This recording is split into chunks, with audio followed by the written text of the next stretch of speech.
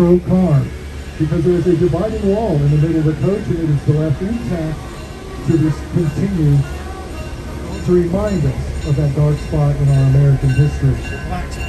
If we do not learn from our history, if we erase it, we will not be able to learn from it, and we are bound to repeat it.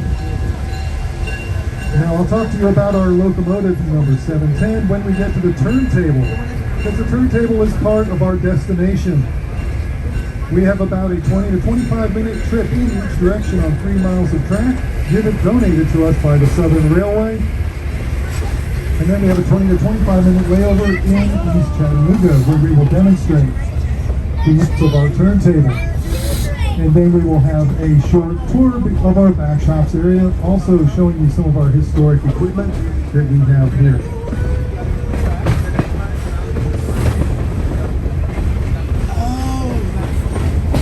Yeah. I thought they meant a record player was on the train. I was like, oh.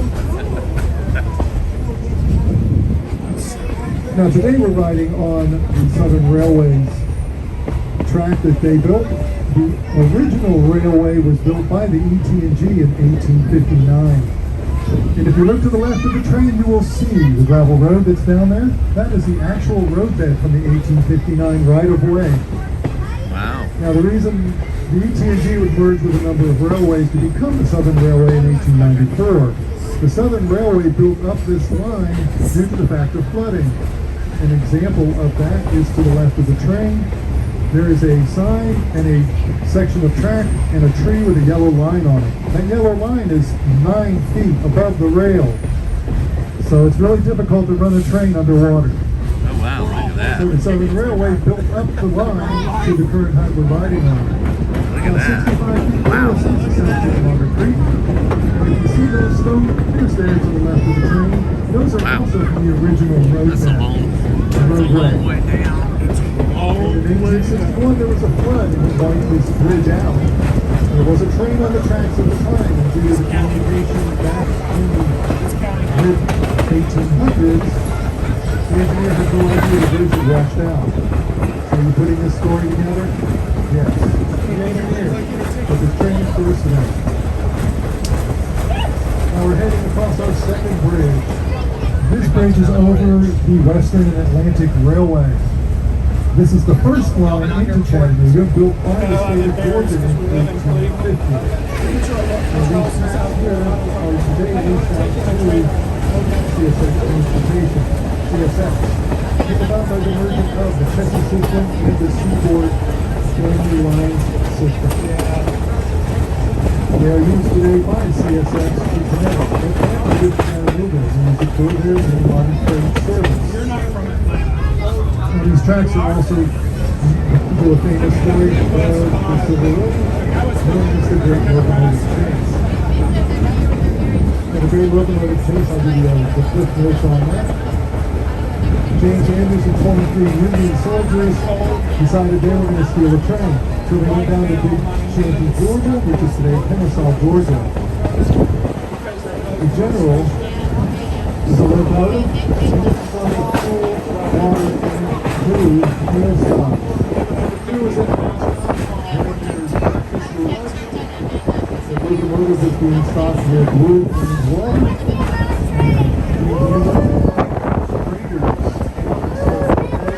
Their plan was to run it north to Chattanooga, destroying track, bridges, and telegraph wires in order to sever the Confederate supply artery. Well,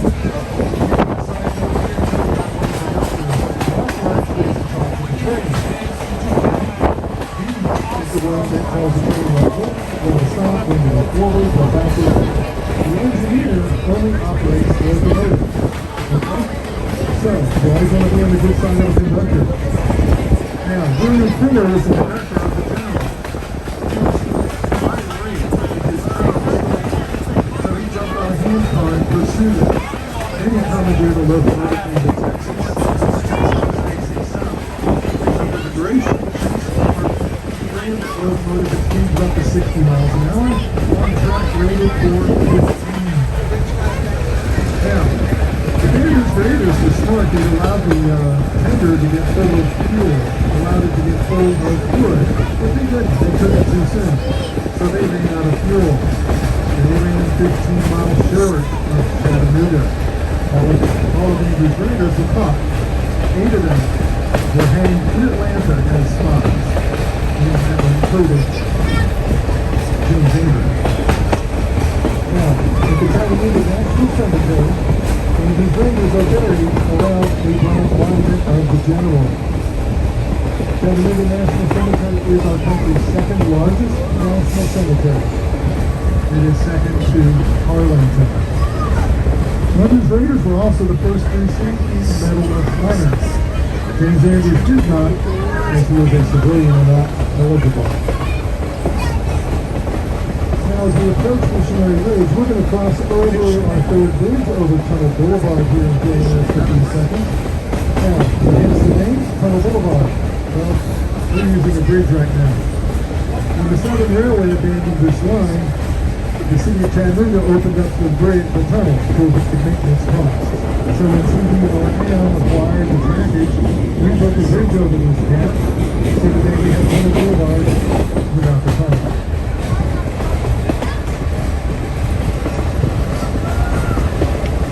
If you look to the left of our train, you'll see some railroad ties off there in the distance.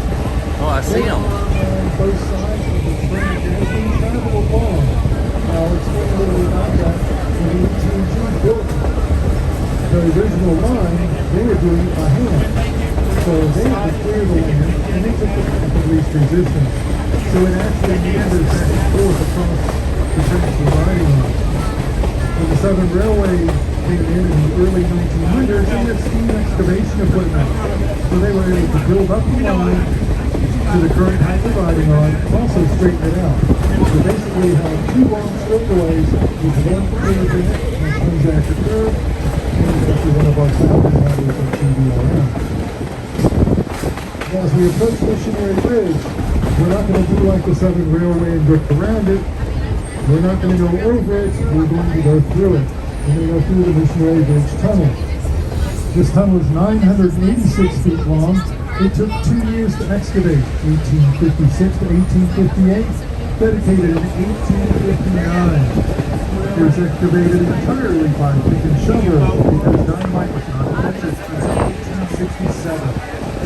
So it's safe to say that the Missionary Ridge Tunnel was excavated and it went off without a bang.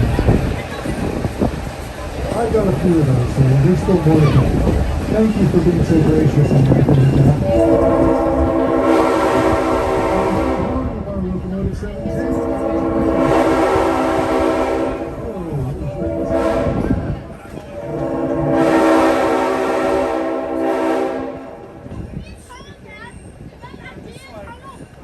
As we enter into the tunnel, you have your phones with you and your flashlights out. As we go through the tunnel, hold it up to the window, you can see just how close we are to the walls of the tunnel.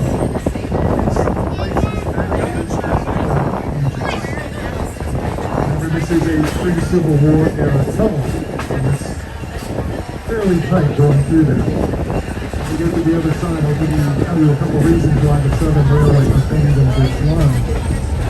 Now, if any of our passengers today are afraid of the dark, our best recommendation so far has been just close your eyes. We'll let you know when we're on the other side.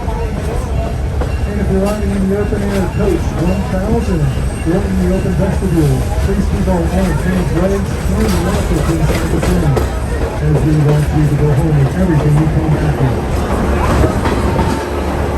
Yes, it's time.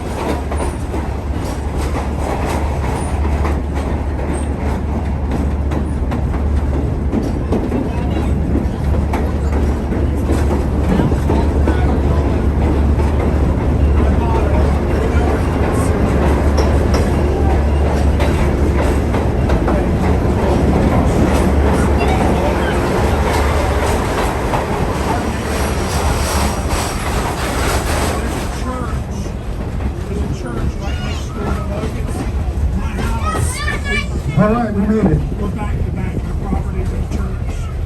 Now, if you look to the right side of the train, you're going to see some blocks that are coming up. Probably about 10 seconds or so. These blocks have been the original foundation of the switch tower, especially those large square blocks, the rectangular blocks. Those are actually from the switch tower that Southern Railway built. Because during World War II, the tunnel would see as many as 70 trains a day using it. The Southern Railway had double tracks on both sides of the ridge. So they built the switch tower, and the switchman's job was to make sure that only one train was in the tunnel at a time. So you can imagine what a bottleneck that was. 70 trains a day, and to use a single track tunnel.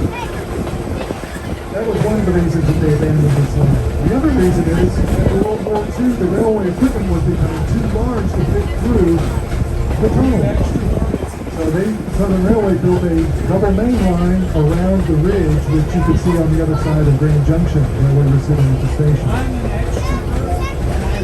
Now, if you can imagine riding a Southern Railway passenger train in the early 20th century, this is the route you would have taken, heading towards Chattanooga, with Terminal Station being your destination.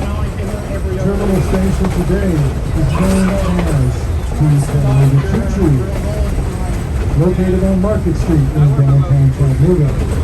Now, your passenger train would also consist of more than just the coaches you'd ride in. You'd have an RPO car, representing Railway Post Office car, where postal workers are sorting the mail between the stops. So you could literally put a letter, say your train was from Atlanta to Chattanooga, you could put a letter on the train, and in that train, you would arrive in Chattanooga for about 2 cents. Try that. I don't think you can get a 2-cent stamp today anyway.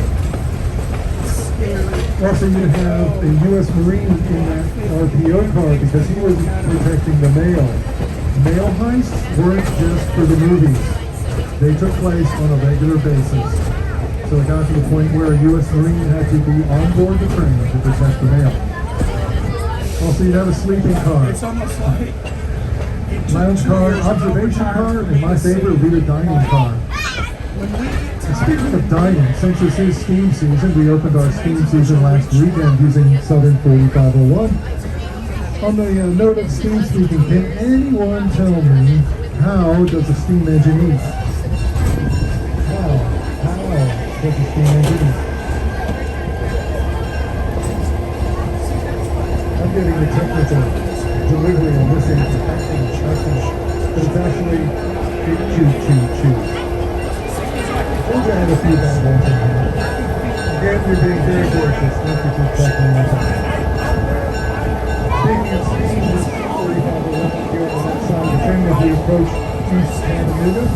You'll see smoke coming out of the stack because we are getting it ready to run on our missionary rich local trains Saturday and Sunday. And the young lady there in the pink shirt, she is one of our steam engineers. She's been here this morning early getting it started up so that she can run.